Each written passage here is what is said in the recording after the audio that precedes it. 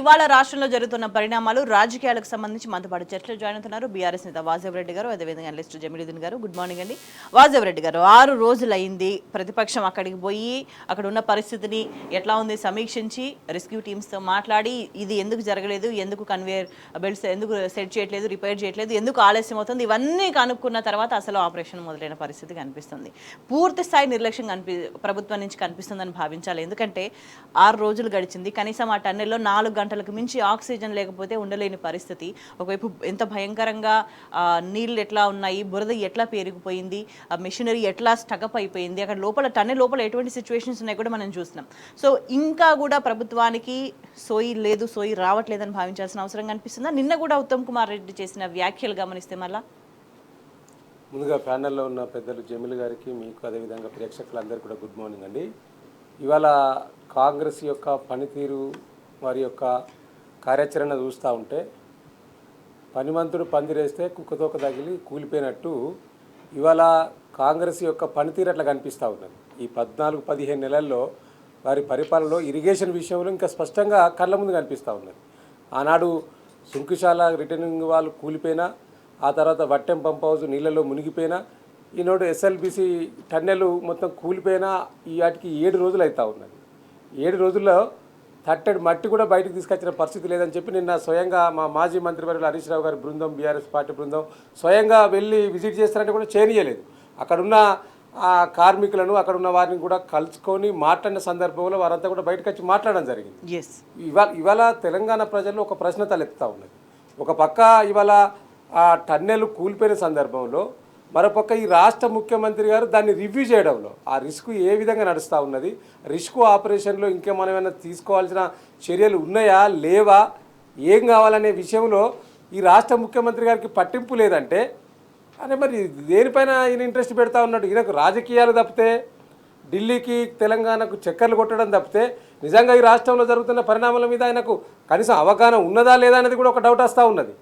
ఎందుకంటే ఇవాళ ఈ ఒక పక్క టన్నెల్లో కూలిపోయి దాదాపు 8 మంది అక్కడ ఉన్న కార్మికులు బతికారా లేదా, ఉన్నరా లేరా అనేది ఒక పక్క డౌట్ వస్తూ ఉంటే, దాని మీద ఇవన్నీ పక్కకు పెట్టి అక్కడ రిస్క్ ఆపరేషన్ చేయాల్సిన చర్యలను తీసుకోకుండా ఇంకా పైపెచ్చు బీఆర్ఎస్ పార్టీ మీద బదనం పెట్టడం, గత బీఆర్ఎస్ నిర్లక్ష్యం అంటే, అరే మీరు మీ నిర్లక్ష్యం వల్ల అక్కడ టన్నెలు కూలితే ఇలా బీఆర్ఎస్ను బదనం ఎందుకు చేస్తూ ఉన్నారు? ఇలా స్పష్టంగా ఎప్పటికప్పుడు మా మాజీ మంత్రి హరీష్ రావు గారు ఇరిగేషన్ మంత్రిగా ఉన్నప్పుడు ఏ కార్యక్రమాలు చేశారు కేసీఆర్ నాయకత్వంలోని స్పష్టంగా చెప్పినాం. మీరు మళ్ళీ చెప్తా ఉన్నాం మీ టీన్యూస్ వేదికగా. ఇవాళ గత బీఆర్ఎస్ సర్కారు దాదాపుగా 12 కిలోమీటర్ల టన్నెలు మేము తవ్వితే ఏ ఒక్కరోజు ఇట్లాంటి ఇన్సిడెంట్ జరగలేదే.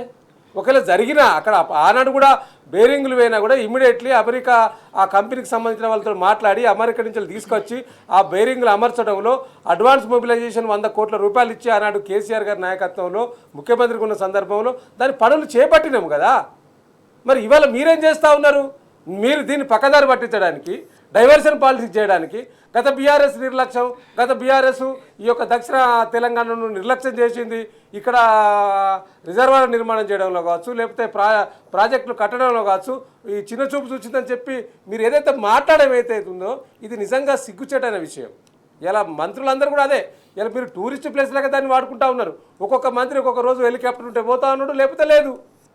ఇలా మీరు ఈ 14 నెలల కాలంలో మీరు దాన్ని ప్రారంభించిన టన్నెల్ను ఎందుకు మీరు ఎప్పటికప్పుడు వాకప్ చేసుకోలేదు? ఏం జరుగుతుందో తెలుసుకోలేకపోయినరు.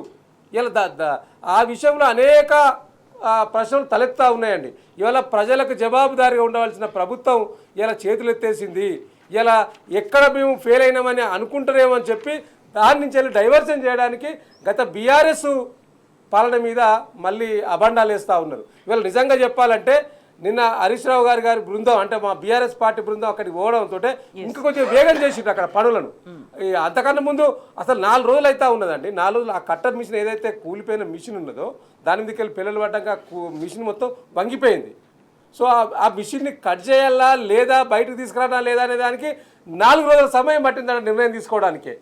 అంటే కట్ చేసి ఒక్కొక్క పార్ట్గా బయటకు తీసుకురావడానికి ప్లాన్ చేయడానికి 4 నెలల సమయం, అంటే ఒక మిషన్ కట్ చేయడానికే 4 నెలల సమయం పడితే ఆ మిషన్ ఎప్పుడు కట్ చేస్తారు, దాంట్లో ఉన్న వాటర్ ఎప్పుడు బయటకు తీయడానికి ప్రయత్నం చేస్తారు, దాంట్లో ఒడ్డు మట్టి ఉన్నది, అనేక చెదారాలు మొత్తం కూలిపోయి పలిగిపోయి ఇవన్నీ ఉన్నాయి. వీటన్నిటి తీసుకురావడానికి ఇంకెంత సమయం పడుతుంది? వారు చెప్తున్నది 24 గంటలు. 24 గంటలు కాదండి. ఇలా వాస్తవంగా అక్కడున్న పరిణామాలను చూస్తే నిన్న మా పార్టీ బృందం పోయిన తర్వాత విశ్లేషిస్తే దాదాపుగా ఇంకా వారం రోజుల టైం పట్టేటట్లు అవకాశం ఉన్నదని వాళ్ళు చెప్తా ఉన్న సందర్భం. అంటే ఇంకా మీరు ఎవరు మభ్య పెడతారు? ఇలా వాస్తవాలను ఎందుకు దాచిపెడతా ఉన్నారు? ఒకవైపు మభ్యపెట్టే ప్రయత్నం, ఇంకొక వైపు నిజంగా ఏ చర్యలు కావాలో ఆ చర్యలు చేపట్టకపోవడం, టెక్నికల్ అంశాల మీద దృష్టి సారించకపోవడం, దేని మీద కాన్సన్ట్రేట్ చేస్తున్నారంటే మీడియా అక్కడికి పోవద్దు, ప్రతిపక్ష నేతలు అక్కడికి పోవద్దు, బాధిత కుటుంబాలతో ఎవరు మాట్లాడుతూ వాళ్ళ మీద కుటుంబాలు వాళ్ళు ఎవరితో మాట్లాడుతూ ఏడికి పోతున్నారని పహారా కాస్తున్న పరిస్థితి. దేని మీద కాన్సన్ట్రేట్ చేస్తుంది ప్రభుత్వం అని అంతా కూడా ఆందోళన వ్యక్తం చేసిన పరిస్థితి కనిపిస్తుంది. జమీలుద్దీన్ గారు, ఒకటే ఒక క్వశ్చన్, ప్రభుత్వం దేని మీద కాన్సన్ట్రేట్ చేయాలి, ఏ అంశాలను పరిశీలించాలి, దేని మీద దృష్టి పెట్టాలి, మరి దేని మీద దృష్టి పెడుతుంది అనేది ప్రధానంగా చర్చ నడుస్తుంది. ఎందుకు బాధ్యతాయుతంగా వ్యవహరించాలి కదా ఇంత పెద్ద ప్రమాదం జరిగినప్పుడు? ప్రభుత్వము పరిపాలన కంటే ఎక్కువ పదే పదే అబద్ధాలు ఆడి దాన్ని నిజం చేయొచ్చు అని ఏదైతే గోబెల్స్ చెప్పిండో దాన్ని నమ్ముకొని ప్రస్తుతం పనిచేస్తూ ఉన్నది. ఈ 14 నెలల కాలంలో అయితేనేమి, దానికంటే ముందు అధికారంలో వచ్చే సందర్భంలో కూడా ఈ కాంగ్రెస్ ప్రభుత్వం ఎంతసేపు అబద్ధాలు ఆడడం, వీరికి వంతపాడే కొన్ని టీవీ ఛానళ్ళు, యూట్యూబ్ ఛానళ్ళు, కొన్ని పత్రికలు బాగా ఊదడంతో మేము అధికారంలోకి వచ్చినాం. కాబట్టి ఇప్పుడు పరిపాలన కూడా ఇట్లే అబద్ధాలు ఆడితే పరిపాలన నడుస్తుంది అని చెప్పి అనుకుంటా ఉన్నారు. అందులో భాగంగానే ఇక్కడ ఎవరైతే నీటిపారుదల శాఖ మంత్రి ఉన్నాడో ఆయన అక్కడ పోయి దీనికి కారణం గత బీఆర్ఎస్ ప్రభుత్వం అని అంటాడు. అంటే వీరు మోడీ గారిని కూడా ఆదర్శంగా తీసుకున్నట్టు అనిపిస్తూ ఉన్నది. ఇవాళ దేశంలో కూడా మీకు రూపాయి విలువ ఎందుకు పడిపోతుంది డాలర్తో పోలిస్తే అంటే నెహ్రూ గారు దానికి కారణం అని చెప్పి ఇంకా వీళ్ళు చెప్తా ఉంటారు. ప్రతి సమస్యకు నెహ్రూ గారు కారణం, గతంలో ఉన్న కాంగ్రెస్ ప్రభుత్వం కారణం అని చెప్పి ఏ విధంగానైతే అక్కడ వారు చెప్తున్నారో ఇక్కడ వీళ్ళు ఇంకా అధికారంలోకి వచ్చినామని అనుకుంటలేదు ఈ 14 నెలల కాలంలో. ఇక ఇంకొక మంత్రి అక్కడ పోయి వాటర్లో నీళ్లు కలిస్తే ప్రమాదం జరిగిందని చెప్తాడు. అక్కడ పోయి వీళ్ళు ఒక పిక్నిక్ స్పాట్గా వాడుకొని ఆ పక్కనున్న చెరువులు, రిజర్వాయర్ల నుంచి చేపలు దొరుకుతాయని చెప్పి పట్టించుకొని తింటున్నారు అని చెప్పి సోషల్ మీడియాలో చెప్తా ఉన్నారు. అంటే వీళ్ళకున్న చిత్తశుద్ధికి ఇది నిదర్శనం. వీళ్ళకి చిత్తశుద్ధి లేదు. ఎంతసేపు వీళ్ళు అసలు చేతులు ఎత్తేసారు.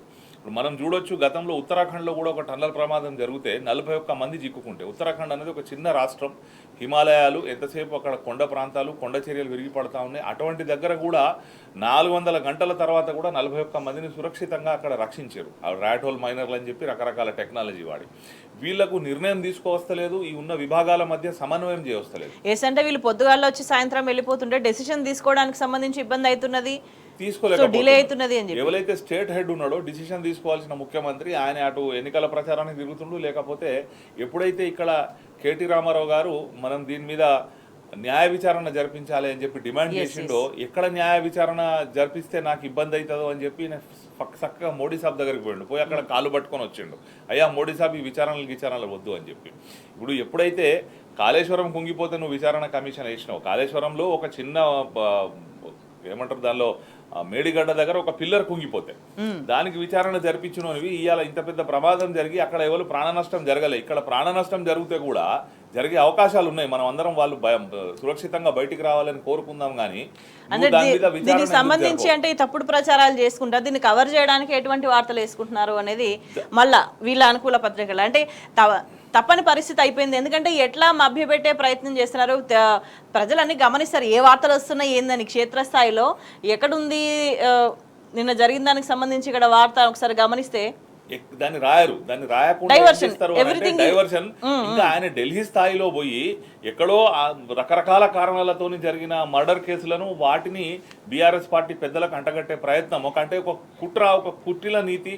అంటే ఇంత దిగజారుడు పద్ధతిగా అక్కడ ముఖ్యమంత్రి అంటే ప్రజల కోసం ఏదన్నా చేయండి అని అడిగితే ఉల్టా ఏం లేదు, ఇదొక పత్రిక జమీలుద్దీన్ గారు. నెక్స్ట్ ఇంకో పత్రిక, ఇదేంది అద్భుతాలు జరిగిపోతున్నాయి ఇక్కడ ఎక్కడున్నది ఈ ప్రమాదానికి సంబంధించి అని అంటే మళ్ళా చూడండి, ఇక్కడ మళ్ళా బ్యారేజీలో నీటి నింపమన్నది నాటి ప్రభుత్వం అని మళ్ళా సిగ్గులేని కామెంట్స్ అని మాట్లాడుకోవచ్చు. ఎందుకు వారు ఇక చూడండి ఇక్కడ టన్నెల్ ఈ ప్రమాదానికి సంబంధించి ఎక్కడైనా వార్త ఉన్నదా? Complete attention diversion. రాజకీయ నాయకులు వాళ్ళ అధికారం కొరకు ఏదైనా మాట్లాడొచ్చు, కానీ ఈ పత్రికలు ఏవైతే ఉన్నాయో వీళ్ళ బాధ్యత కదా, ఒక ప్రజాస్వామ్యంలో ఈ పత్రికల బాధ్యత ఎక్కడైతే సర్కారు నిర్లక్ష్యం ఉందో దాన్ని ప్రశ్నించాలి, ప్రజా సమస్యలను బయటికి తీసుకురావాలి. కానీ ఇది ఎంతసేపు అధికారంలో ఉన్న వాళ్ళకి డప్పు కొట్టుకుంటూ ప్రజా సమస్యలు అసలు దృష్టిలో పోకుండా ఇంత పెద్ద ప్రమాదం జరిగి 6 రోజుల నుంచి వివిధ రాష్ట్రాలకు చెందినటువంటి కార్మికులు అక్కడ ఇంజనీర్లు పనిచేస్తూ ఉంటే ఇది దేశవ్యాప్తంగా తెలంగాణ ఇజ్జతపోయే పరిస్థితి. అంటే ఒక తెలంగాణ మట్టుకే కాకుండా వివిధ రాష్ట్రాల ప్రజలు అక్కడికి వచ్చి మా వాళ్ళని చూపించండి, మా వాళ్ళు ఏమయ్యారు అని అంటే కనీసం వాళ్ళతో మాట్లాడకుండా వాళ్ళకు పోలీసు పహారా పెట్టి ఈ పోయిన ఎవరైతే ప్రతిపక్ష నాయకులు ఉన్నారో వాళ్ళని అడ్డుకోవడం. నిన్న ఎమ్మెల్యేలు మాజీ మంత్రులు అక్కడికి పోతే ఒక మంత్రి గారికి కలవడానికి అని గేట్లు వేసుకొని పోలీసు వాళ్ళని అక్కడ పహారా పెట్టుకున్నాడు. ఇది ఎక్కడ పద్ధతి అండి? మీరు ప్రజాపాలన అని చెప్పుకున్నారు కదా, ప్రజాపాలనలో మేము ఎవరినైనా కలుస్తాం, ధూల్పేటలో గుడుంబా మెటోనింగలో కలుస్తా అని చెప్పి ముఖ్యమంత్రి గారు సాక్షాత్తు అసెంబ్లీలో చెప్పిండు కదా. మరి మీ మంత్రి కలుస్తలేడు, మాజీ మంత్రులు వస్తే ఇది ఎక్కడి ప్రజాపాలన? మరి గత బీఆర్ఎస్ ప్రభుత్వం మీద దుమ్మెత్తి పోసి బదనాం చేసినటువంటి దండగరాం కానీ లేకపోతే మురళి గారు కానీ వీళ్ళంతా కూడా ఎక్కడ పోయినరు? విమలక్క కానీ వీళ్ళందరూ కూడా మాట్లాడాలి కదా. ఇప్పుడు వచ్చి కమ్యూనిస్ట్ పార్టీలు ఏడా ఉన్నారు? వీళ్ళు కమ్యూనిస్ట్ పార్టీలు ఎంతసేపు ప్రజా సమస్యలు అంటారు కదా. మరి అక్కడ ఈ హైడ్రా వచ్చి ప్రజలను ఇబ్బంది పెట్టినా మాట్లాడరు, లగచర్ల భూములు బలవంతంగా గుంజుకుంటే కమ్యూనిస్టులు మాట్లాడరు. ఇవాళ ఈ సొరంగం కూలిపోయి అక్కడ 8 మంది చిక్కుకొని ఉంటే అసలు వాళ్ళు బతుకున్నారా లేదా తెలియకుంటే కూడా ఈ కమ్యూనిస్టు పార్టీలు మాట్లాడరు. అంటే వీళ్ళంతా కూడా కేవలం బీఆర్ఎస్ పార్టీని, కేసీఆర్ గారిని బదనాం చేయడానికి మాత్రమే ఎజెండాగా పెట్టుకున్నారు. అప్పుడు సక్సెస్ అయినారు, కానీ ఇప్పుడు ప్రజలు కళ్ళు తెలిసిర్రు, ప్రజలకు తెలుస్తూ ఉన్నది వీళ్ళంతా కూడా అబద్ధాలు ఆడి అధికారంలోకి వచ్చిర్రు, అసలు వీళ్లకు ఈ అధికారాన్ని నడిపే అర్హత లేదు అని చెప్పి కూడా ఇలా ప్రజలు భావిస్తూ ఉన్నారు. ఈ ప్రభుత్వం ఎప్పుడు టైం అయిపోతుందని చెప్పి కూడా ప్రజలందరూ ఇలా రోజులు లెక్క పెట్టుకునే పరిస్థితి కనిపిస్తూ ఉన్నది. నిన్న హరీష్ రావు గారు పోతే అప్పుడు నిర్ణయం తీసుకొని ఆ మిషన్ను కటింగ్ చేయాలన్నా లేదా అన్నది ఆ కాంట్రాక్టర్ అనుమతి తీసుకొని ఆ మిషన్ను కట్ చేస్తూ ఉన్నారు. మరి ఆ బురద తీయడానికి ఎన్ని రోజులు పడుతుంది? అందులో నుండి చిక్కున్నటువంటి కార్మికులు ఎవరైతే ఉన్నారో వాళ్ళు అసలు సురక్షితంగా బయటికి వస్తారా రారా? అక్కడ పరిస్థితి ఏందన్నది కూడా అప్డేట్ చేసే పరిస్థితిలో లేరు. అంటే స్టిల్ అవే అబద్ధాలు మాట్లాడుతున్నారు. స్టిల్ అంటే సిగ్గు కూడా అనిపించట్లేదు, ఎందుకంటే లెక్కల్లో వాస్తవాలు కనిపిస్తుంటే కూడా ఇప్పుడు గతంలో కాంగ్రెస్ అధికారంలో ఉన్నప్పుడు 3,300 కోట్లు ఖర్చు పెడితే బీఆర్ఎస్ 3,900 కోట్లు ఖర్చు పెట్టింది. సో ఇక్కడ 600 కోట్ల పని ఎక్కువగా ఉన్నదని చెప్పేసి క్లియర్ గా అర్థమవుతున్నది. 12 కిలోమీటర్లు టన్నల్ తవ్వింది ఒక్క ప్రమాదం లేకుండా. ఇప్పుడు మీరు ఇలా 12 మీటర్లు కూడా తవ్వాలి. ఈ 14 నెలల కాలంలో మీరు వచ్చి దాన్ని పండబెట్టిరు. మొన్న మళ్ళీ హరీష్ రావు గారు దాని మీద గడబడి చేస్తే ఆ పని ప్రారంభించారు. ఆ ప్రారంభించేటప్పుడు ఒక ప్రమాదాలు అనేవి జరగవచ్చు, కానీ దాని నివారణకు చర్యలు తీసుకోవాలి. Safety is first. ఆ సేఫ్టీ ఫస్ట్ అన్న దానికి అసలు ఎక్కడ లీకేజ్ ఉంది, ఎక్కడ సీపేజ్ ఉంది, కూలిపోయే అవకాశం ఉందా అన్నది ఒక టెక్నికల్ స్టడీ చేయకుండా, ఎక్స్పర్ట్ రిపోర్ట్ తీసుకోకుండా కేవలం రాజకీయ పంథానికి పోయి దాన్ని ప్రారంభించిన 4 రోజుల లోపలనే కూలిపోయింది. కూలిపోతే మళ్ళీ ఇప్పుడు ఏమంటున్నారు, మేము మళ్ళీ 2 నెలల తర్వాత స్టార్ట్ చేస్తాం దాన్ని, మేము ఇట్లా చేస్తాం అట్లా చేస్తాం అని చెప్పి ఉత్తర కుమార ప్రగల్భాలు పలుకుతుంటూ ఉత్తమ్ కుమార్ రెడ్డి గారు. ఉత్తమ్ కుమార్ రెడ్డి గారు ఈయన పేరు ఉత్తర కుమారుడు అని చెప్పి పెట్టుకుంటే బాగుంటుంది. ఎందుకంటే ప్రగల్భాలు పలుకుడు తప్ప వీరు చేసింది ఏం లేదు. అక్కడ ఫస్ట్ ఏముండాలి, ప్రమాదం జరగకుండా ఉండాలి. ఒకవేళ ప్రమాదం జరిగితే ప్రజల ప్రాణాలు కాపాడడం అనేది మొదటి ప్రాధాన్యతగా ఉండాలి. కానీ ప్రజల ప్రాణాలు కాపాడు వీళ్ళకి మొదటి ప్రాధాన్యతగా లేదు. వీళ్ళకు రాజకీయం చేసుడు, ఎమ్మెల్సీ ఎన్నికలకు పోడు, ప్రచారం చేసుడు, అక్కడ పోయి కూడా మా క్యాండిడేట్ గెలవకున్నా మంచిదే, కాంగ్రెస్ క్యాండిడేట్ అని ఎందుకు చెప్పుడు అని అంటే ఇది మోడీ గారి దగ్గర చెప్పుకోవడానికి, నేను మా కాంగ్రెస్ క్యాండిడేట్ గెలవకున్నా మంచిదే, మీ బీజేపీ క్యాండిడేట్ గెలిపిస్తా అని చెప్పి అక్కడ స్టేట్మెంట్ ఇచ్చి వచ్చినా అని చెప్పి అక్కడ పోయి కాళ్ళు పట్టుకున్నాడు. ఇదంతా కూడా డ్రామా. ఇంకో ప్రతిపక్ష పార్టీ ఉంది ఇక్కడ, బీజేపీ పార్టీ. మరి ఆ బీజేపీ పార్టీ కూడా ఎందుకు మూతికి తాళం పెట్టుకుని ఉన్నది, ఎందుకు నోరు ధరిస్తలేదు, ఎందుకు మాట్లాడతలేరు? వాళ్ళు కూడా దీని మీద మాట్లాడాలి కదా, వాళ్ళకి బాధ్యత లేదా? వాళ్ళు ఎంతసేపు బీఆర్ఎస్ పార్టీ ఒక ప్రజలకు సంబంధించిన ఎజెండా ఎత్తుకుంటే వీళ్ళు ఇంకో డైవర్షన్ ఎజెండా, అంటే రేవంత్ను కాపాడే ప్రయత్నం ఈ బీజేపీ పార్టీ కూడా చేస్తున్నది.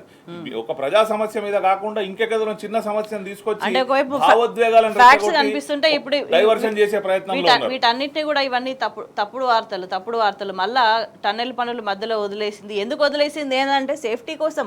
ఎటువంటి పరిస్థితులు ఉన్నాయని కళ్ళ ముందు కనిపిస్తుంటే కూడా తప్పుడు వార్తలు. మళ్ళీ రాంగ్ అలిగేషన్స్ చేయడము వీటి మీదనే బతుకుతుందని భావించాలా? 100% నేను ముందే చెప్పినాను. కేవలం అబద్ధాన్ని నమ్ముకొని, దుష్ప్రచారాన్ని నమ్ముకొని, ఈ ఎవరైతే వీళ్ళకు బాకా ఉదయ పత్రికలు, యూట్యూబ్ ఛానళ్ళు, టీవీ ఛానళ్ళు ఉన్నాయో వాళ్ళని నమ్ముకొని మాత్రమే మేము అధికారంలోకి వచ్చినాం, వాళ్ళని నమ్ముకొనే మేము ఈ అధికారాన్ని నడిపిస్తామని అనుకుంటున్నారు. కానీ ప్రజలకు అర్థమైపోయింది, అతి తక్కువ కాలంలో ఇంత ప్రజా వ్యతిరేకత మూటగట్టుకున్న ప్రభుత్వం ఏదన్నా ఉంది అని అంటే అది కేవలం కాంగ్రెస్ ప్రభుత్వం, రేవంత్ రెడ్డి గారి ప్రభుత్వం మాత్రమే ఉన్నది.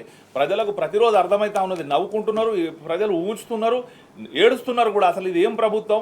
అక్కడ ప్రాణాలు పోతుంటే వీళ్ళకి పట్టింపు లేకుండా వీళ్ళు ఈ విధంగా రేపు ఇవాళ అక్కడ మహబూబ్ నగర్లో జరిగింది, ఆ సొరంగంలో జరిగింది, ఎస్ఎల్బీసీలో, రేపు ఇంకెక్కడైనా ప్రాజెక్టులు జరగవచ్చు అన్నది కూడా ప్రతి ప్రాజెక్టులో పనిచేసే కార్మికులు కూడా ఇలా భయపడుతూ బతుకుతున్నారు. మాకు ప్రభుత్వం ఉన్నది, మాకు అండగా ఉంటుంది, మమ్మల్ని కాపాడుతున్న నమ్మకం ఈ ప్రభుత్వం మీద కోల్పోయింది. ముందు నమ్మకం ఉండాలి ప్రభుత్వానికి, ప్రభుత్వం మీద ప్రజలకు. ఎస్ వాజేవ్ రెడ్డి, ఎక్కడ చూసినా కంప్లీట్ అటెన్షన్ డైవర్షన్ పాలిటిక్స్. ఇగో ఇది అటెన్షన్ డైవర్షన్ వార్తనే, ఈ వీళ్ళు మాట్లాడని అబద్ధాలే ఇక్కడ. అయ్యో ఇది అటెన్షన్ డైవర్షన్ వార్తనే.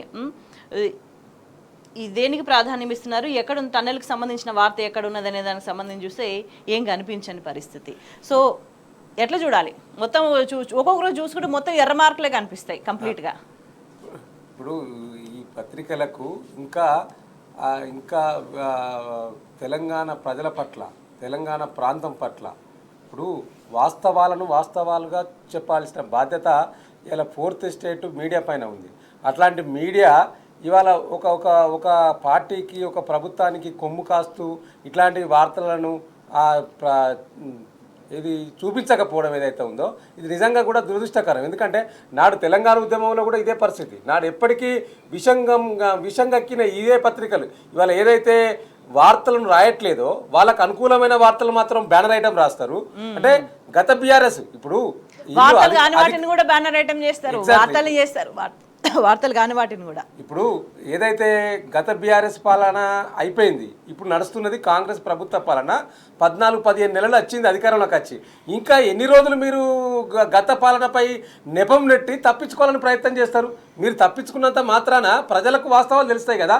ఆనాడు 2023 బహుశా అక్టోబర్లో మేడిగడ్డలో ఒక చిన్న పిల్లరు కుంగిపోతే మొత్తం భూతత్వంలో పెట్టి ఎన్డీఎస్ కాబట్టి ఆ నివేదిక వస్తుంది, అప్పటికప్పుడే వారం రోజుల నివేదిక ఇచ్చిపోతుంది. నేషనల్ డ్యామ్ సేఫ్టీ అధికారులకు సంబంధించి వాళ్ళు విజిట్ చేస్తారు, కాళేశ్వరం ప్రాజెక్టును నివేదిక ఇస్తారు, దాన్ని పత్రికలు మొత్తం బ్యానర్ ఐటమ్ రాస్తాయి, దాన్ని రాహుల్ గాంధీ గారు వస్తారు, అక్కడ పర్యటన ఊహిస్తారు. ఇట్లా హడావుడి చేసిన నాడు వీరు పార్టీలో హడావుడి చేస్తే వాటిని బ్యానర్ ఐటమ్ తోటి తాటికాయ అక్షరాలతో రాసిన పత్రికలు నాడు నేడు ఇవాళ ఒక పెద్ద ఎస్ఎల్బీసీ టన్నెల్లో దాదాపుగా 8 మంది ఈ ప్రమాదం జరిగితే కూడా మళ్ళీ అవే వార్తలు రాస్తారు ఫ్రంట్ పేజీలల్లా, మళ్ళీ దాన్ని కొనసాగించి వార్తలే రాస్తారు. ఎగ్జాక్ట్లీ. ఇవాళ ఒక పక్క ఏం కనిపించదు, టన్నెల్లో ప్రమాదం జరిగితే టన్నెల్ గురించి విశ్లేషించకుండా, టన్నెల్ గురించి మాట్లాడకుండా, టన్నెల్ గురించి స్టోరీలు రాయకుండా ఇవాళ గత బీఆర్ఎస్ పాలనలో జరిగిన వాటిని ఇక్కడ ప్రభుత్వంలో ఉన్న మా పెద్దలు అదే మాట్లాడతారు, పత్రికలు అదే రాస్తారు. ఇవాళ మీ సూటిగా అడుగుతా ఉన్నాం ఇలా తెలంగాణ ప్రజల పక్షాన, అయ్యా మీరు 14-15 నెలలు అవుతున్నది, మీరు వచ్చిన అధికారంలో మీరు ఇప్పటికీ 4 ప్రాజెక్టులు కుప్పకూలిపోయినాయి. ఈ 4 ప్రాజెక్టుల గురించి ఎందుకు మాట్లాడే మీడియా, ఎందుకు రాయి? ఈ సోకాళ్ళు మీడియా ఏదైతే ఉన్నదో, కొన్ని ఎల్లో మీడియా ఏదైతే ఉన్నదో ఆ మీడియా ఎందుకు వాటిని బ్యానర్ ఐటమ్ పెట్టాయి? ఆనాడు గతం అని చెప్పిన గతం గురించి మాట్లాడడం కాదు, ప్రస్తుతం ఏం చేస్తూ ఉన్నారు. కాబట్టి ఇట్లాంటి పత్రికలు నిజంగా దురదృష్టకరం అండి. మాలాంటి తెలంగాణ వాదులకు ఆనాడు మేము తెలంగాణ ఉద్యమంలో ఫైట్ చేసి తెలంగాణ రాష్ట్రం కోసం ఒక మా పాత్ర మేము పోషించినాం. మాలాంటి వాళ్ళకైతే చాలా బాధ అనిపిస్తుంది. అరే ఇంకా విషయం కలుపుతా ఉన్నాయి ఈ పత్రికలు. ఇట్లాంటి పత్రికలకి ఇక్కడ చోటెందుకు ఇవ్వాలి? ఇప్పటికీ పేరు మార్చుకోలేదండి పత్రికలు, తెలంగాణ అనే పేరు మార్చుకోలేదు, ఆంధ్ర అనే పేరు మీద నడుస్తూ ఉన్నాయి. ఇవాళ చర్చ జరగాల్సిందే ఇట్లాంటి పత్రికల మీద, ఇట్లాంటి నాయకుల మీద. ఇంకా వాటికి వత్తాసు పలుకుతూ ఈ నాయకులు కూడా ఇలా ఉత్తమ్ కుమార్ రెడ్డి గారు ఇలా వారిని అడగాలి. వారిని ఇలా ఒక బేసిక్ క్వశ్చన్ వాసుదేవ్ రెడ్డి గారు, టన్నెల్ లోపల ఇటువంటి పరిస్థితి ఉంటే వీళ్ళు మంత్రులు వాళ్ళంటే డెసిషన్స్ తీసుకోవడానికి ఇటువంటి సిచ్యువేషన్లు పెట్టుకుని రోజుల తరబడి వెయిట్ చేపిస్తారా? అదే ఇప్పుడు అక్కడ మంత్రులు వస్తాండ్రు పోతుండ్రు, హెలికాప్టర్లో విజిట్ చేస్తూ ఉన్నారు. ఇలా నిర్ణయాధికారం సరిగా తీసుకోకపోవడం వల్ల, అంటే స్ట్రేట్గా ఇప్పుడు కూర్చున్న సందర్భంలో ఆడికి ఎన్డీఎఫ్ఆర్ బృందాలతో పాటు రైల్వే కావచ్చు, సింగరేణి కావచ్చు, అనేక బృందాలు సహాయక చర్యల్లో మునిగి తేలుతూ ఉన్నాయి. వారికి డైరెక్షన్ ఇచ్చే నాయకుడు సరిగా లేకపోవడం వల్ల ఇవాళ ఒక్కొక్క మంత్రి ఒక్కొక్క ఆలోచన విధానం చెప్తా ఉన్నాడు. అదే ముఖ్యమంత్రి గారు స్వయంగా కూర్చొని బహుశా నాకు తెలిసి దేశంలో హిమాచల్ ప్రదేశ్ మధ్యప్రదేశ్లో అక్కడ టన్నెల్ కూర్చున్న సందర్భంలో కూడా ముఖ్యమంత్రి స్వయంగా అక్కడ కూర్చొని ఆ డైరెక్షన్ ఇచ్చి ఇమీడియట్లీ సహాయ చర్యలు చేపట్టిండు. కానీ ఇలా ఇక్కడ ముఖ్యమంత్రికి ఇది పట్టది, ఈయనకు అవసరం లేదు. మంత్రులను పంపిస్తారు కానీ ముఖ్యమంత్రికి ఎంతసేపు రాజకీయాలు కావాలి కానీ వారికి ప్రజాపాలన మీద కానీ పాలన జరుగుతున్న తీరుపైన కానీ ఈ విశ్లేషించే ఒక సమయం ఇలా ముఖ్యమంత్రికి దొరకపోవడం. ఇంకా దౌర్భాగ్యం ఏంటి అంటే ఇవాళ ఒక పక్క టన్నెల్ కూలింది, నువ్వు రాజకీయాలు చేస్తూ ప్రచారంలో మునిగి తేలినావు, మరో పక్క ఢిల్లీకి పోయి నువ్వు నరేంద్ర మోడీ గారిని కలిసి నువ్వేం మాట్లాడుతావు బయటకు వచ్చి నిజంగా నువ్వు చిట్ చాట్ చేసినప్పుడు ఏం మాట్లాడాల్సింది ఉంటే కొన్ని అంశాల గురించి, తెలంగాణ హక్కుల గురించి, తెలంగాణకు రావాల్సిన రాబడుల గురించి, మేము కొన్ని నిధుల గురించి అడిగినామని చెప్పడంతో పాటు ఎస్ఎల్బీసీ టన్నెల్ జరిగిన ప్రమాదం గురించి కూడా చర్చించిన దాంట్లో కూడా సహాయ చర్యలు ఇంకా ముమ్మరం చేయాలి. ఇంకా ఈ యొక్క కేంద్ర ప్రభుత్వ సహాయాన్ని మేము ఎక్కువగా కోరినాం, కొన్ని డబ్బులు కూడా రిలీజ్ చేయమని చెప్పినామని ఇట్లాంటి విషయాలు మాట్లాడాలి. ఏం మాట్లాడతారు ఈ రాష్ట్ర ముఖ్యమంత్రి గారు? ఇలా ఎస్ఎల్బీసీ టన్నెల్ కూడడానికి బీఆర్ఎస్ సర్కారు నాటి పాలనే కారణమని చెప్తాడు. అంటే ఇంతకంటే దౌర్భాగ్యం ఉన్నదా? ఇట్లాంటి రాష్ట్ర ముఖ్యమంత్రి అంటే వారికి ముందు చూపు లేక వారు తీసుకోవాల్సిన చర్యలు వారు తీసుకోకపోగా ప్రమాదం జరిగిన స్థలానికి పోయి అక్కడి నుంచి పర్యవేక్షించి మాట్లాడకుండా అక్కడెక్కడికో ఢిల్లీకి పోయి ఇక్కడ వాటి గురించి మాట్లాడడం ఏంది? అంటే సమస్య ఒక దగ్గర ఉంటే ఇంకో దగ్గర మాట్లాడడం ముఖ్యమంత్రికి అలవాటే. గతంలో కూడా బాధితులు ఒక దగ్గర ఉంటే ఇంకో దగ్గర వైపు పాదయాత్రలు చేసిన చరిత్ర ఆయనకున్నది. జమీలుద్దీన్ గారు, అంటే ఒకవైపు సమస్యలు ఉన్నాయి, ప్రభుత్వం నిజంగా పరిపాలన చేయాలి అంటే ఆయా శాఖలకు సంబంధించి సమీక్షలు చేయాలి, వాటికి సంబంధించి నిర్ణయాలు తీసుకోవాలి, అది ఉన్న అధికారులను కావచ్చు, వ్యవస్థలన్నింటినీ కావచ్చు, సమస్యలు పరిష్కరించే విధంగా, ఒక వ్యవస్థలు సజావుగా సాగే విధంగా ఒక పనితీరుని ముందుకు తీసుకెళ్లాల్సిన అవసరం ఉంటుంది. కానీ సమీక్షలు చేసి దానికి సంబంధించి అఫీషియల్ స్టేట్మెంట్స్ వస్తాయి. ఈ చిట్ చాట్స్ అనేది ఈ మధ్యకాలంలో ఫ్యాషన్ అయిపోయిందని చెప్పొచ్చు. ఎక్కడ చూసినా అంటే అధికారికంగా ఉన్నట్టుండదు, మాట్లాడినట్టుండదు. అంటే ఎట్లా చూడాల్సిన అవసరం కనిపిస్తుంది? ఈ స్ట్రాటజీ అనాలా, ఒక కల్చర్ అనాలా, లేకపోతే ఎట్లా ఏమనాల్సిన అవసరం కనిపిస్తుంది? తెలంగాణ రాష్ట్రం విషయానికి వస్తే ముఖ్యమంత్రి గారికి ఈ రాష్ట్రాన్ని కాపాడే కంటే తన కుర్చీని ఎట్లా కాపాడుకోవాలన్న ఇబ్బందులనే ఆయన ఉన్నాడు. పాపం నా కుర్చీ మీద మంత్రులు కన్నేసిరని చెప్పి ఎప్పుడైతే ఆయన అదే చిట్ చాట్లో చెప్పిండో ఆయన కుర్చీ కాపాడుకునే పనిలో ఆయన ఉన్నాడు. ఎవరైతే ఈ ఆంధ్ర యాజమాన్యాల కింద పనిచేసినటువంటి పత్రికలు ఉన్నాయో, ఈ టీవీ ఛానళ్ళు ఉన్నాయో, వీళ్ళకందరికీ కూడా ఏంది అని అంటే మాకు ఆంధ్రాకు మా చంద్రబాబు నాయుడికి శిష్యునిగా మాకు అనుకూలంగా ఉన్నటువంటి ఈ ముఖ్యమంత్రిని ఎట్లా కాపాడాలన్న ఫికర్లా ఆ పత్రికలు, ఆ టీవీ ఛానళ్ళు ఉన్నాయి తప్ప ఈ తెలంగాణ ప్రజల బాధలేంది, తెలంగాణ రాష్ట్రాన్ని ఎట్లా కాపాడాలన్న ఒక ఆలోచన ఏదైతే ఉందో అది ఇప్పటికీ కేవలం బీఆర్ఎస్ పార్టీ మాత్రమే చేస్తూ ఉన్నది. పొద్దున్న లేస్తే ఈ బీఆర్ఎస్ పార్టీ నాయకులు ఎవరైతే ఉన్నారో వాళ్ళందరూ కూడా, అంటే కేసీఆర్ గారి నుండి పెడితే కింద ఉన్న కార్యకర్త వరకు ప్రతిరోజు ఈ తెలంగాణ రాష్ట్రానికి జరుగుతున్న అన్యాయం, తెలంగాణ రాష్ట్రానికి రావాల్సిన హక్కుల విషయంలో మాట్లాడేది ఈ ఒక్క పార్టీగానే మనం ఇప్పుడు చూడొచ్చు. ఎందుకనంటే ఓ పక్క ఈ ఎస్ఎల్బీసీ టన్నల్ కూలిన అంశాన్ని చూసుకుంటే మరో పక్క కృష్ణా జలాల తరలింపు విషయం, ఆ కృష్ణా జలాల తరలింపు విషయంలో కూడా ఇవాళ ఆంధ్ర దానికి రావాల్సిన వాటా అంతా ఎత్తుకొని పోయినాక కూడా వీళ్ళు అక్కడ నీళ్లు ఆపే పరిస్థితిలో లేరు. ఆ సాగర్ రైట్ కెనాల్ కానివ్వండి, మీకు పోతిరెడ్డిపాడు కానివ్వండి, అది ఆపకుండా కేవలం మీరు తగ్గించండి ఆ బాబు అని ఇంకా రిక్వెస్ట్ చేస్తూ ఉన్నారు. అదే ఏదైతే నీటి వాటా మొత్తం తరలించుకొని పోయిందో ఇవాళ తెలంగాణకు అన్యాయం జరుగుతూ ఉందో, వాస్తవంగా సుమారు 120 టీఎంసీల నీళ్లు తెలంగాణకు రావాల్సి ఉందో ఆ 120 కాదు మాకు 60 టీఎంసీలు ఇయ్యరు అని చెప్పి బిచ్చమడుక్కునే పరిస్థితికి ఇలా తెలంగాణను దిగజార్చారు. దాని మీద కూడా ఏ ఒక్క పత్రిక రాయది. అంటే ఈ పత్రికలు కాదు, ఈ విషపుత్రికలుగా మనం దీన్ని చూడాల్సిన అవసరం ఉన్నది. తెలంగాణ పాలిట విషపుత్రికలైన ఈ పత్రికలన్నీ కూడా.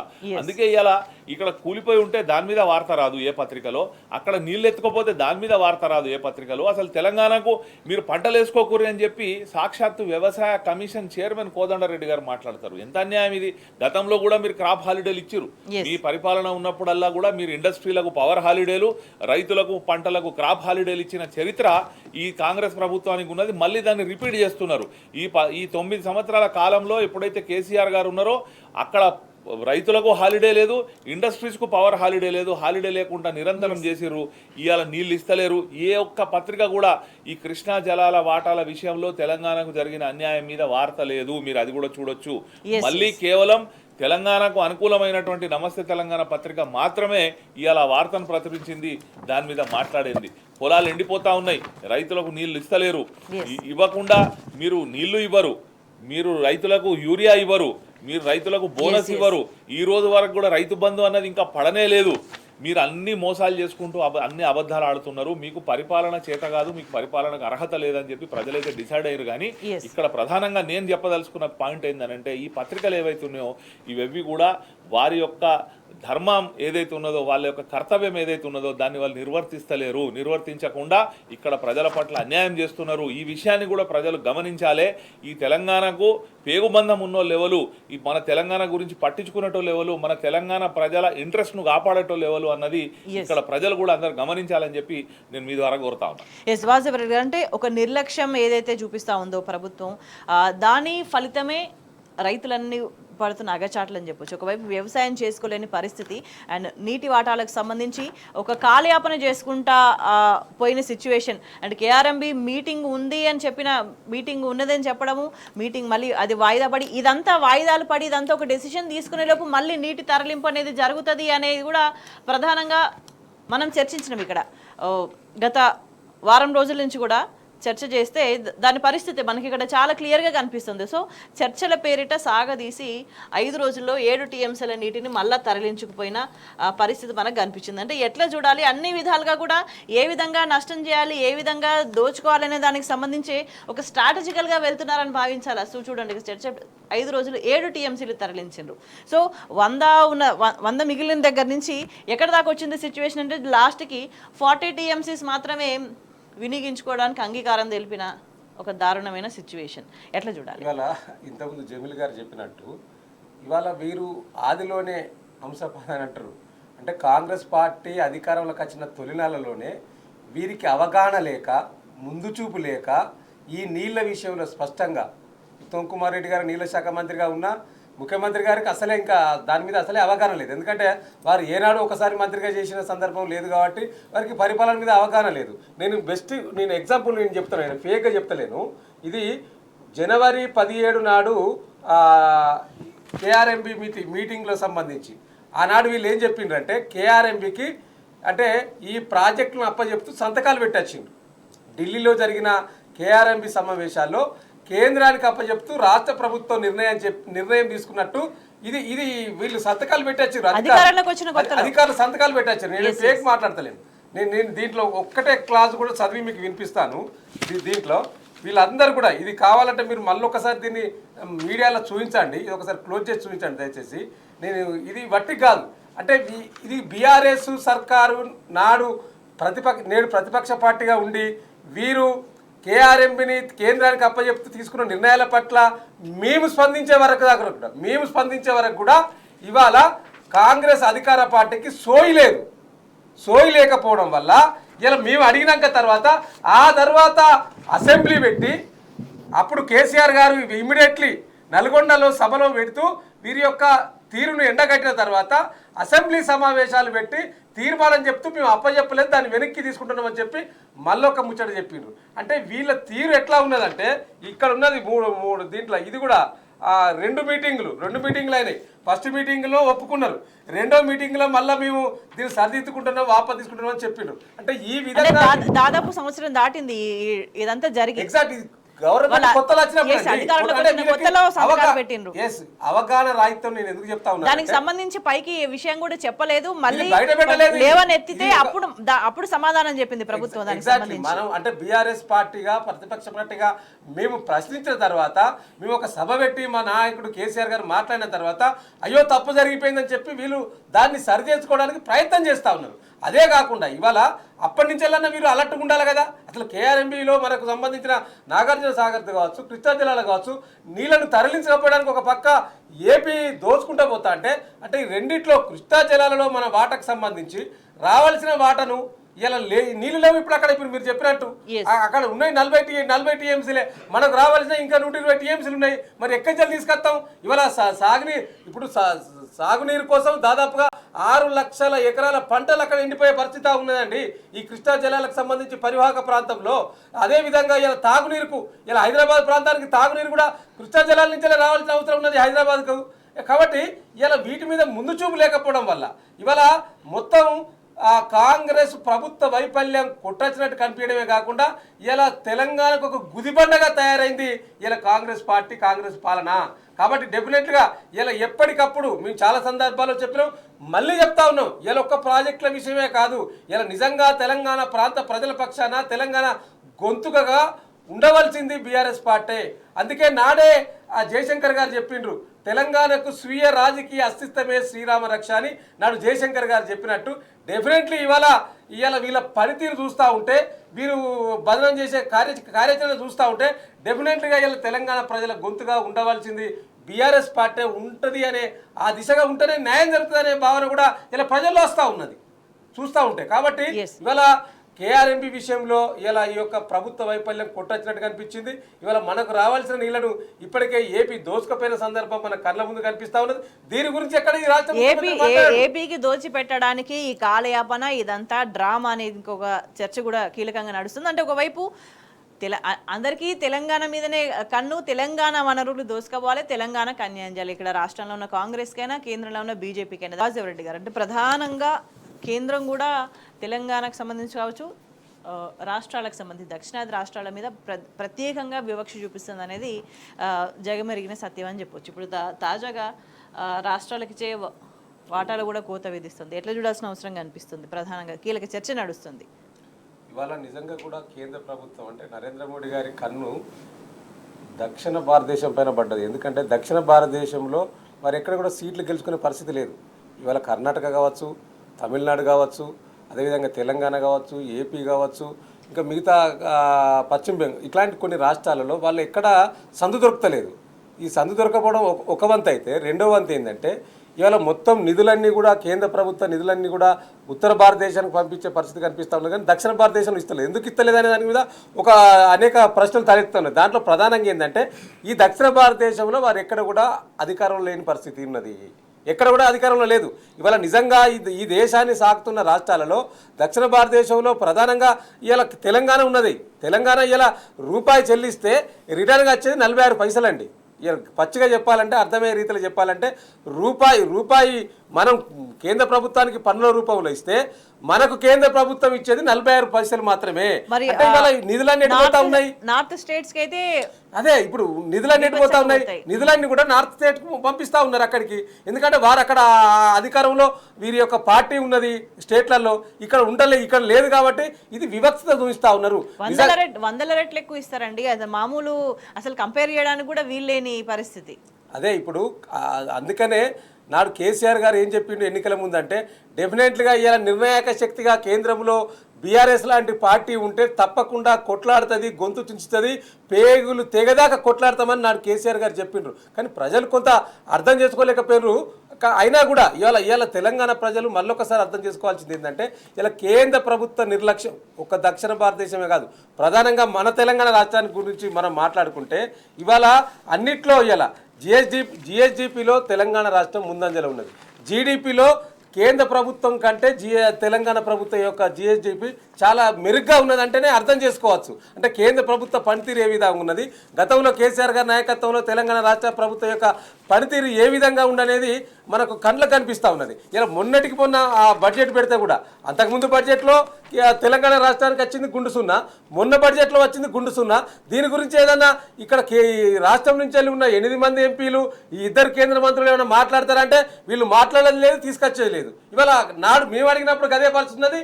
నేడు కాంగ్రెస్ ప్రభుత్వం అధికారంలోకి వచ్చినాక వీళ్ళు ఎక్కే విమానం దిగే విమానం అన్నట్టు పోవడం, నరేంద్ర మోడీ గారిని కలవడం, వారి పర్సనల్ పనులు చేసుకోవడం, అంటే కాపాడుకోవడం. ఇలా రేవంత్ రెడ్డి గారి తీరు చూస్తూ ఉన్నాం కదా. అనేక సార్లు కలిసిండు నరేంద్ర మోడీ గారిని. మీరు ఏం తీసుకొచ్చారు తెలంగాణకు? ఒక ప్రాజెక్టుకు జాతీయ హోదా తీసుకొచ్చినరా, లేకపోతే దేనికైనా నిధులు తీసుకొచ్చినారా? మీరు చెప్తున్న మూసికి తీసుకొచ్చినరా, మీరు తెచ్చుకున్న మెట్రో రైలుకు నిధులు తీసుకొచ్చినరా? మరి ఎందుకు తీసుకురాలేకపోతా ఉన్నారు? ఆనాడు మమ్మల్ని బదనం చేసిండ్రు కదా, ఈనాడు చోటే బాయ్ బడే బాయ్ అన్నట్టు మీరు నిత్యం మనల్ని పొగుడుతున్నారు కదా, మరి పొగిడినా కూడా మీకు నిధులు ఎందుకు ఇస్తలేడు? అంటే ఇంత వివక్షత తీరు. మళ్ళీ ఇక్కడున్న బీజేపీ నాయకులు దీని మీద నోరు వెళ్తారు, గట్టిగా మాట్లాడరు. ఏదన్నంటే వాళ్ళకు ఇండియా పాకిస్తాను మనం చూసినాం కదా. కాంగ్రెస్ కైనా బీజేపీకైనా తెలంగాణ అంటే స్పెషల్. ఎందుకు స్పెషల్ అంటే వివక్ష చూపించడానికి స్పెషల్, దోసుకోవడానికి స్పెషల్. అందుకనే జాతీయ పార్టీల విధానం ఏనాడైనా ఇట్లనే ఉంటుంది. అందుకే ఈ యొక్క రాష్ట్రానికి ప్రాంతీయ పార్టీ మాత్రమే రక్షణ కవచంలా ఉండగలుగుతుంది అనేది చాలా సందర్భాలు చెప్పినా రేపు భవిష్యత్తు కూడా అదే తీరుగా ఉండబోతున్నది. ఇవాళ నిధుల విషయంలోనే ఈ విధంగా జరిగింది. రేపు ఇంకా భవిష్యత్తులో ఈ యొక్క తెలంగాణ రాష్ట్రం, ఎందుకంటే వారికి మొత్తం దక్షిణ భారతదేశంలో తెలంగాణ పైన కన్నుబడ్డది. తెలంగాణలో ఆదాయ వనరులు ఎక్కువగా ఉన్నాయి, ఇక్కడ వాతావరణ పరిస్థితులు కూడా బ్రహ్మాండంగా ఉన్నాయి. దీని మీద కన్నేసిండ్రు అంటే ఇక్కడ వారి కనుక అంటే అధికార హోదా కనుక రేపు భవిష్యత్తులో ఉంటే ఇక్కడి నుంచి వెళ్ళి దోసుకెళ్ళచ్చు అనేక నిధులను అనే నిక్షేపాలను అనే ఒక ఆలోచన ఇవాళ కేంద్ర ప్రభుత్వంలో వచ్చింది. ఈ రెండు జాతీయ పార్టీల విధానం ఒకటే కాబట్టి తప్పకుండా రేపు భవిష్యత్తులో ఇవాళ తెలంగాణ రాష్ట్రంలో మళ్ళొకసారి బీఆర్ఎస్ పార్టీ అధికారంలోకి వస్తేనే తెలంగాణ ప్రజల ఆస్తులను రక్షించబడతాయి. అదేవిధంగా కేంద్రం నుంచి వెళ్ళి గొంతెత్తి ప్రశ్నించి తెలంగాణకు నిధులు తీసుకురావడానికి అవకాశం ఉంటుంది. ఆ దిశగా డెఫినెట్గా ప్రజలు ఆలోచించాల్సిన అవసరం అయితే ఉన్నది. జమీరుద్దీన్ అంటే అధికారికంగా అండ్ అనధికారికంగా తెలంగాణ వనరులన్నింటినీ కూడా దోచుకొని పెత్తనం చేయడానికి ఒకవైపు ఆర్థికంగా కావచ్చు, సాంస్కృతికంగా కావచ్చు, అన్ని రకాలుగా ఒక విధ్వంసం చేసి ఒక గ్రిప్లో పెట్టుకొని పీల్చిపిప్పి చేయాలనే ప్రయత్నం జరుగుతుంది తెలంగాణని. ఒక తెలంగాణకు మాత్రమే కాదు, యావత్ దక్షిణ భారతదేశానికే ఈ పరిస్థితి వచ్చే ప్రమాదం ఉన్నది భవిష్యత్తులో.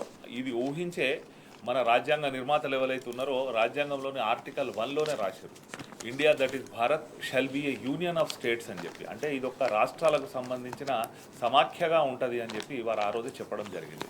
కానీ ఈరోజు ఏదైతే బీజేపీ ప్రభుత్వం ఉన్నదో వీళ్లకు ఈ రాజ్యాంగం అన్నా గౌరవం లేదు, ఈ రాష్ట్రాల హక్కులు అంటే కూడా గౌరవం లేదు. వీళ్ళు అసలే ఈ ఏదైతే సమాఖ్య ఉన్నదో ఈ ఫెడరల్ స్ఫూర్తికే వీళ్ళు విరుద్ధంగా పనిచేస్తారు. వీళ్ళ దృష్టిలో వీళ్ళు ఎందుకంటే మనువాదాన్ని ఫాలో అవుతారు కాబట్టి ఆ రోజు మనువు చెప్పినట్టు ఈ రాష్ట్రాలు ఏవి కూడా ఉండద్దు, ఒకటే దేశం ఉండాలి, ఒకటే దానికి చక్రవర్తి ఉండాలి, ఆ చక్రవర్తి ఆ మనువు చెప్పిన సిద్ధాంతాలను పాటించాలి అని చెప్పి ఆ లైన్లో వీళ్ళు ఫాలో అవుతూ ఉంటారు. దీన్ని వాళ్ళు దృష్టిలో పెట్టుకున్నప్పుడు వాళ్ళు ఏం చేస్తూ ఉన్నారు అని అంటే ఇప్పటికే సెస్సుల పేరు మీద రాష్ట్రాల ఆదాయాన్ని దోసుకుంటా ఉన్నది కేంద్ర ప్రభుత్వం. వీళ్ళు 2014లో ఈ బీజేపీ ప్రభుత్వం అధికారంలోకి రాకముందు కేంద్రం అప్పుడు కూడా సెస్సులు విధించేది, కానీ అవి 9% ఉండేది. ఈ 10 సంవత్సరాల కాలంలో ఎప్పుడైతే బీజేపీ వచ్చిందో ఆ 9 సంవత్సరాల సెస్సులు కాస్త 15% పెరిగినాయి. అంటే ఆ సెస్ చేస్తే ఏమైందంటే ఆ సెస్సులో రాష్ట్రానికి వాటా ఇవ్వాల్సిన అవసరం ఉండదు. మిగతా ఏదైతే కేంద్రం పన్నులు విధిస్తుందో ఆ పన్నుల్లో మనకు ఇప్పటి వరకు 41% ఇచ్చేది, రేపు దాన్ని 40%, అవసరమైతే 30% పడగొడతారు.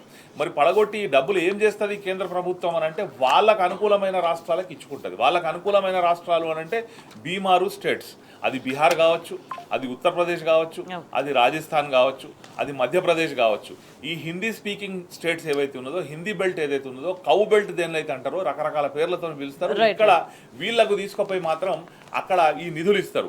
ఎన్ని నిధులు ఇస్తారు అని అంటే ఒక బీహార్ రాష్ట్రం 100 రూపాయలు కేంద్ర ప్రభుత్వానికి చెల్లిస్తే తిరిగి కేంద్ర ప్రభుత్వం వాళ్ళకు 600 రూపాయలు ఇస్తున్నది. అంటే తెలంగాణ 100 రూపాయలు ఇస్తే తెలంగాణకు 39-40 రూపాయలు ఇస్తున్నారు. ఈ డబ్బులన్నీ కూడా కేరళ కానివ్వండి, తమిళనాడు కానివ్వండి, ఆంధ్రప్రదేశ్ కానివ్వండి, తెలంగాణ కానివ్వండి, కర్ణాటక కానివ్వండి, ఈ 5 రాష్ట్రాల నుంచి దోసుకున్న డబ్బంతా కూడా అక్కడ తీసుకోపోయి. నేను దోసుకున్న పదం ఎందుకు వాడుతున్నా అంటే మా వాటా ప్రకారం మాకు ఇస్తే అది మనదే భారతదేశం, మన దేశం అని అనుకుంటా ఉన్నాం. సైనిక ఖర్చులు కానివ్వండి, ఇతర ఏదైతే కేంద్ర కంట్రోల్లో ఉండే ఖర్చులు ఉన్నాయో అవి పెట్టడానికే కేంద్ర పనులు ఉంటాయి. న్యాయమైన వాటా అడిగితే కేంద్ర మంత్రి ఇష్టం వచ్చినట్టు వ్యాఖ్యలు చేస్తాడు. అవును, అసలు మాకు అడిగి చెప్పిర్రా, మాకు చెప్పి చేసిర్రా అని అంటారు. ఇంకోటి ఇక తెలంగాణ విషయానికి వస్తే ఇక్కడ నుంచి 8 మంది ఎంపీలు బీజేపీలు గెలిచారు. వీళ్ళు నోరు తెరవరు. ఒక జాతీయ ప్రాజెక్ట్ తీసుకొచ్చుడు వీళ్ళకి చేత కాదు, ఒక రైల్వే ప్రాజెక్ట్ తీసుకొచ్చుడు వీళ్ళకి చేత కాదు, ఇక్కడ ఒక ఉన్న ప్రాజెక్టుకు జాతీయ హోదా తీసుకొచ్చుడు వీళ్ళకి చేత కాదు, కేంద్ర ప్రభుత్వం నుంచి కొట్లాడి నిధులు తీసుకొచ్చుడు చేత కాదు. వీళ్ళకి సపోర్ట్ చేస్తుండని మొన్న ఎంతో కొంత ఆంధ్రప్రదేశ్కు పైసలు ఇచ్చారు, కానీ లేకపోతే వీళ్ళు ఎన్నడూ కూడా పైసలు ఇచ్చిన దాఖలాలు లేవు. ఈ డబ్బులు ఒకటే కాకుండా భాష మీద కూడా మనకి ఇబ్బంది కలిగించే భవిష్యత్తు ప్రయత్నాలు జరుగుతూ ఉన్నాయి. ఇప్పుడు ఆల్రెడీ అది తమిళనాడులో స్టార్ట్ అయింది. తమిళనాడులో స్థానిక భాషను ఒత్తిపెట్టి వాళ్ళు హిందీని రుద్దే ప్రయత్నం చేస్తారు. హిందీ జాతీయ భాషగా మనం అందరం కూడా గౌరవిస్తాం, మాట్లాడతాం, కానీ మన ప్రాంతీయ అస్తిత్వానికి సంబంధించిన భాష ఏదైతే ఉందో, అంటే గతంలో ఉమ్మడి రాష్ట్రంలో అంటే మన తెలంగాణలో మనం ఫేస్ చేసిన భాషకు సంబంధించిన యాసకు సంబంధించి కేవలం అక్కడ భాష కూడా కాదు, కేవలం యాసను ఇచ్చేస్తేనే మనం దాని మీద కొట్లాడినాం. ఇవాళ ఈ దక్షిణాది రాష్ట్రాలకు సంబంధించినటువంటి భాషలను కూడా కబలించే ప్రయత్నం కూడా జరుగుతూ ఉన్నది. ఇక మూడొక్క ప్రమాదకరమైన అంశం ఏంటంటే రేపు భవిష్యత్తులో డీలిమిటేషన్ జరిగితే ఏదైతే 2026 తర్వాత డీలిమిటేషన్ చేసుకునే అవకాశం ఉన్నది కాబట్టి మన దక్షిణ భారతదేశంలో కుటుంబ నియంత్రణను సక్రమంగా పాటించి ఇక్కడ దక్షిణ భారతదేశం జనాభా తగ్గిపోయింది కాబట్టి మన దగ్గర ఎంపీ సీట్లు తగ్గి ఇదే ఉత్తర భారతదేశంలో ఎంపీ సీట్లు పెరిగే ప్రమాదం కూడా ఉన్నది. అది జరిగితే మాత్రం నిన్న కరీంనగర్లో మాజీ ఎంపీ వినోద్ కుమార్ గారు మాట్లాడుతూ చెప్పారు, అది దేశాన్ని విచ్ఛిన్నం వైపు నెట్టే ప్రయత్నం ఈ బీజేపీ పార్టీ చేస్తూ ఉన్నది. వీళ్ళు ఎంతసేపు మతపరమైన భావోద్వేగాలను రెచ్చగొట్టి రాజ్యం వెళ్ళే ప్రయత్నం చేస్తూ ఉన్నది కేంద్ర ప్రభుత్వం. కానీ డబ్బు పంపిణీ విషయంలో కానీ భాష విషయంలో కానీ రేపు ఎంపీల పునర్విభజన విషయంలో కానీ ఈ అన్నిట్లో కూడా రాష్ట్రాలకు అన్యాయం చేసే ప్రయత్నం ఈ కేంద్రంలో ఉన్నటువంటి బీజేపీ ప్రభుత్వం చేస్తున్నది. దీని మీద ఈ రాష్ట్రాలన్నీ కూడా కళ్ళు తెరవాల్సిన అవసరం ఉన్నది. రాష్ట్ర ప్రజలు కళ్ళు తెరవాలి. కళ్ళు తెరిచి ఏం చేయాలి అని అంటే ఈ రాష్ట్ర ప్రయోజనాలు కాపాడాలంటే కేవలం ప్రాంతీయ పార్టీలు మాత్రమే ఈ రాష్ట్రాల యొక్క ప్రయోజనాలను కాపాడగలుగుతాయి. ఈ రెండు జాతీయ పార్టీలు కూడా ఈ రాష్ట్రాలకు ఎంతో కొంత అన్యాయం చేస్తాయి. సరే కాంగ్రెస్ కుడి చేయి చేయొచ్చు, వీళ్ళు ఎడమ చేయి చేయొచ్చు, ఓ రూపాయి ఎక్కువ రూపాయి రెండు జాతీయ పార్టీలు అసలు ప్రాంతీయ పార్టీలు లేకుండా కబలించాలన్న కుట్రలో పనిచేస్తున్నారు. లిస్ట్ అవుట్ చేసిండ్రు. అంటే లాంగ్వేజెస్ సంబంధించి ఈ ఎన్ని లాంగ్వేజెస్ మొత్తం ఓవరాల్గా చూస్తే 25కు పైగా ఉన్న లాంగ్వేజెస్ని హిందీ ఎట్లా మింగేసిందని చెప్పేసి చెప్పిందంటే ఏది కూడా వదిలితే దక్షిణాది రాష్ట్రాలు చైతన్యంగా ముందుకెళ్తున్నాయి. అనేక అంశాలకు సంబంధించి కేంద్రాన్ని క్వశ్చన్ చేస్తున్నాయి, తమ హక్కులు కాలరాస్తున్నప్పుడు ప్రశ్నిస్తున్నాయి. సో ఒక తిరుగుబాటు తీసుకొచ్చే పరిస్థితి కనిపిస్తుంది. అందుకనే కక్షగట్టి దక్షిణాది రాష్ట్రాల మీద తమ ఆధిపత్యాన్ని కొనసాగించడానికి కేంద్రం ఇవాళ అన్ని విధాలుగా టార్గెట్ చేస్తుందని భావించాలా? 100% టార్గెట్ చేస్తున్నది. ఈ దక్షిణ భారతదేశం మీద వాళ్ళు సవితి తల్లి ప్రేమ చూపెడుతున్నారు. వాళ్ళకి తెలుసు మా జనాభా అక్కడ ఎక్కువ ఉంది కాబట్టి మేము చెప్పే ఏదైతే మా వాట్సాప్ యూనివర్సిటీని ఫాలోవర్స్ కూడా అక్కడనే ఎక్కువ ఉన్నారు, అక్కడ లిటరసీ తక్కువ ఉంది. గతంలో ఒక బీజేపీ నాయకుడు కూడా చెప్పున్నాడు, కేరళలో మేము ఎందుకు అధికారంలోకి రామంటే అక్కడ లిటరసీ రేట్ ఎక్కువ ఉంది కాబట్టి మేము అధికారంలోకి రామని చెప్పి. కాబట్టి లిటరసీ రేట్ అక్కడ తక్కువ ఉండడం వాళ్ళు అట్లే కొనసాగించి వాళ్ళను మతం అనే మత్తులో జోకొట్టి ఇవాళ ఇక్కడ నుండి సంపాదన రావాలి, అక్కడ మేము వాళ్ళకి సాధాలి అన్న ఒక ఆలోచనతోని ఇవాళ కేంద్ర ప్రభుత్వం పోతున్నది. ఈ రాష్ట్ర ప్రజలు ముఖ్యంగా గమనించాలి, మేధావులు గమనించాలి. ఈ రాష్ట్రాల హక్కుల పరిరక్షణ అన్నది కేవలం ప్రాంతీయ పార్టీలతోనే సాధ్యమవుతుంది. ప్రాంతీయ పార్టీలు మాత్రమే ఇక్కడ ప్రజలకు యొక్క హక్కుల గురించి కొట్లాడతారు. ఇవాళ నీళ్ళ విషయంలో చూసుకున్నాం, ఇవాళ జాతీయ పార్టీ ఉంది. ఈయన గురువు అక్కడ కూర్చొని ఉన్నాడు ఆంధ్రలో కాబట్టి అక్కడ మాట్లాడలేడు, బడేబోయి ఢిల్లీలో ఉన్నాడు కాబట్టి ఇక్కడ మాట్లాడలేడు. అదే ఇక్కడ ప్రాంతీయ పార్టీ ఒకవేళ అధికారంలో ఉండుంటే కేసీఆర్ గారికి ఏముంటుండే, ఆయన శ్వాస ఆయన ప్రాణం తెలంగాణ కాబట్టి దాన్ని ఇలా కొట్లాడి అక్కడ నాగార్జున సాగర్ నీళ్ళు పోనీయకపోతుండే, శ్రీశైలం నీళ్లు పోనీయకపోతుండే, ఇలా నిధులు తీసుకొస్తుండే, కొట్లాడుతుండే. ఇటువంటి ఏదైతే టన్నల్ ప్రమాదాలు చాలా సింపుల్ అండ్ బేసిక్ లాజిక్. అంటే కేంద్రం పరిధిలోనే నీటి హక్కుకు సంబంధించి విషయం చేతిలో ఉన్నప్పుడు మరి కేంద్ర మంత్రులు తెలంగాణకి వెళ్ళి ఉన్నారు, 8 మంది ఎంపీలు ఉన్నారు, ఇటు వీళ్ళు 8 మంది వాళ్ళ 8 మంది ఉన్నారు, వీళ్ళు ఎంతవరకు మాట్లాడతారు పక్కన పెడితే వాళ్ళు ఉన్నారు. మరి వాళ్ళు ప్రయత్నం చేయాలి కదా, కనీసం ప్రయత్నం చేయరు. ఈ ప్రమాదం ఇట్లా జరిగితే నిజంగా వీళ్ళు ఈ రాష్ట్రంలో అయితే ప్రతిపక్షమే కదా బీజేపీ, అంటే నిజంగా ప్రతిపక్షం అని వాళ్ళు ఫీల్ అవుతున్నారా? అంటే అన్ని విషయాలలో ఎక్కడ బీజేపీ మాట్లాడుతుంది, ఎక్కడ సైలెంట్గా ఉంటుంది అనే దాన్ని బట్టి వాళ్ళు ఎక్కడ ఎవరికి వంత పాడుతున్నారనే విషయం చాలా క్లియర్గా అర్థమైపోతుంది. అంటే మొత్తం ఓవరాల్గా ఈ వ్యవహార శైలిని ఎట్లా చూడాలి? ఆంధ్రప్రదేశ్లోనేమో వాళ్ళు డైరెక్ట్ పొత్తు పెట్టుకున్నారు చంద్రబాబు నాయుడుతోని, తెలంగాణలో మాత్రం బీజేపీ ఇండైరెక్ట్ పొత్తున్నది రేవంత్ రెడ్డితోని. కాబట్టి వాళ్ళు ఇక్కడ రాష్ట్ర ప్రభుత్వ వైఫల్యాల మీద మాట్లాడరు, రేవంత్ రెడ్డిని కాపాడే ప్రయత్నం చేస్తారు. ఒకటి. రెండోది, వీళ్ళు ఇవాళ కృష్ణా జలాలకు సంబంధించి ఏదైతే తెలంగాణ రాష్ట్రం ఇబ్బంది ఫేస్ చేస్తూ ఉన్నదో దానికి కారకులు ఎవరు అని అంటే 100% 10 సంవత్సరాల నుంచి అధికారంలో ఉన్నటువంటి బీజేపీ పార్టీ. వాళ్ళు ఆ రోజు తెలంగాణ వాటా ఎంత ఆంధ్ర వాటా ఎంత తెలిస్తే అయిపోద్ది కదా. పునర్విభజన చట్టంలో సెక్షన్ 3 పెట్టినప్పుడు అందులో చాలా స్పష్టంగా తేల్చుకోవాలి, టెంపరీగా మీకు 66-34 అన్నది చేయడం జరిగింది. ఫైనల్ చేయగా ఇంకోటి కనీసం మాట్లాడతలేరు. ఇవాళ కేంద్ర మంత్రి కిషన్ రెడ్డి కానీ ఇంకో సహాయ మంత్రి కానీ ఒక విషయంలో మభ్యపెట్టే ప్రయత్నం చేస్తారంటే ఇది కేవలం టెంపరీగా తాత్కాలిక నిర్ణయాన్ని, అది తెలుసు, అన్ని రికార్డ్స్ లో ఉంది, అన్ని విషయాలు తెలుసు, కానీ గతంలో చేసిండ్రు అని అబద్ధాలు మాట్లాడే ప్రయత్నం చేస్తున్నారు. అబద్ధాన్ని నమ్ముకొని బతికిన వాళ్ళు ఆ విషయంలో కూడా అబద్ధం ఆడుతారు. ప్రజలకు అవగాహన లేదు, ఈ విషయాలు తెలివై కాబట్టి మా దగ్గర ఈ ప్రచార సాధనాలు ఉన్నాయి కాబట్టి మేము అబద్ధాన్ని ప్రచారం చేసి నిజమని నమ్మిస్తామని చెప్పి వాళ్ళు అనుకుంటా ఉన్నారు. ఇప్పటికైనా వీళ్ళు కొట్లాడాలి. వీళ్ళు ఉన్నోళ్ళు 8 మంది ఎంపీలు ఎవరైతే గెలిచిన వాళ్ళు ఉన్నారో మా తెలంగాణకు ఏదైతే కృష్ణా జలాలు ఉన్నాయో దాని వాటా తెలిస్తే ఈ నీళ్ళ పంచాయతీ పోతుంది. ప్లస్ వీళ్ళందరూ కూడా కొట్లాడి ప్రతి రాష్ట్రం నుంచి ప్రాతినిధ్యం వహిస్తున్న వాళ్ళు ఈ నిధులు తగ్గకుండా కూడా చూసుకుంటే తప్ప రేపు భవిష్యత్తు కాలంలో సుమారు 35,000 కోట్ల రూపాయలు మనం నష్టపోయే అవకాశం ఉన్నది.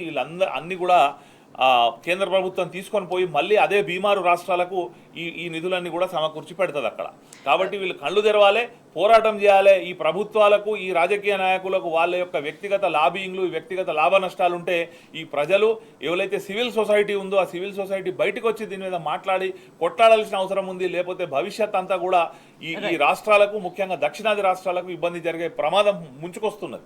రైట్. ఇంకొక విషయం వాసుదేవరెడ్డి గారు, అంటే ప్రధానంగా సీఎం రేవంత్ రెడ్డి ఆయనకి ప్రాధాన్యం ఏంది అంటే తన వాళ్ళు ప్రాధాన్యం, తన కుటుంబం కావచ్చు, తన అనుయులు కావచ్చు, దగ్గరలు కావచ్చు, మొత్తం వీళ్ళకి లబ్ధి చేకూర్చడానికి ఎవరినైనా ఏమైనా చేస్తారు. సో ఈ కుటుంబ సభ్యులకి చేయడానికి రైతుల కానికి భూములు లాక్కునే ప్రయత్నం జరిగింది.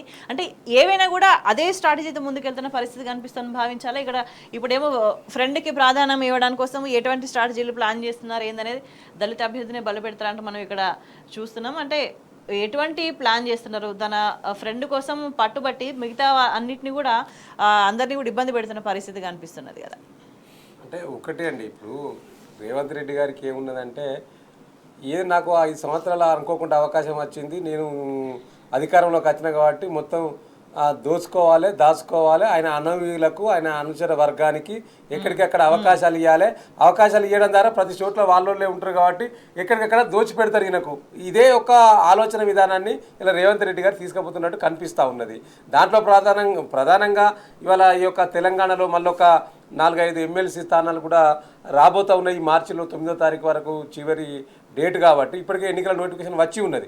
3వ తారీఖు నుంచి ఏదో నామినేషన్లు సురువు అని చెప్తా ఉన్నారు. కాబట్టి దీంట్లో కూడా వారి అనంగా అనుచరులకు ఇచ్చుకోవడానికి ఒక ప్రయత్నం జరుగుతున్నది. సరే, నువ్వు నీ అనంగా అనుచరులకు ఇచ్చుకో, కానీ పదవులు నీ ఇష్టం, నీ పార్టీ, నీ వ్యవస్థ, నీ పార్టీ నీ ఇష్టం కాబట్టి నీ నిర్ణయం ఏదైనా ఉండని. కానీ ఎట్ ది సేమ్ టైము ఇవాళ ఎవరికి పదవులు ఇచ్చినా, ఎవరు ఏ పదవి చేసినా దాంట్లో తెలంగాణ ప్రయోజనాలను దృష్టిలో పెట్టుకొని తెలంగాణ ప్రజలకు ఏదన్నా కొంత మేలు జరుగుతుందా లేదా అనేది ఆలోచించాల్సిన అవసరం ఉంది. ఎందుకంటే ఇప్పటికే ఎక్కడంటే రాష్ట్ర ప్రయోజనాలు ప్రధానంగా ఉండాలి. ఫ్రెండ్సా, ఫ్యామిలీనా, మిగతా ఇవన్నీ పక్కన పెడితే ఈయన ఏం చేస్తున్నాడు, ఇక్కడ ఫ్రెండ్స్ ఉన్నారు అనుకోండి, ఫ్రెండ్స్ కోసం ఇది చేస్తుంటే ప్రజల ప్రయోజనాలు పోతున్నాయి. ఇక్కడ ఫ్యామిలీ అనుకోండి, ఫ్యామిలీ కోసం పనిచేస్తుంటే ఇక్కడ ప్రజల ప్రయోజనాలు పోతున్నాయి. అడ్జస్ట్ చేసి అల్టిమేట్గా తెలంగాణ ప్రయోజనాలను తాకట్టు పెడుతున్న పరిస్థితి చాలా క్లియర్ గా కనిపిస్తున్నది అని భావించాలి. డెఫినెట్ ఇప్పుడు మనకు 15-14 ఏళ్ల కాలంలో మన ముందు కనిపిస్తున్నది అదే కదండి. ఇలా వారి ఎజెండానే ముందుకు తీసుకెళ్తా ఉన్నాడు, కానీ ప్రజల ఎజెండా ముందుకు పోతలేదు, ప్రజల ఆకాంక్షలు ముందుకు పోతలేవు.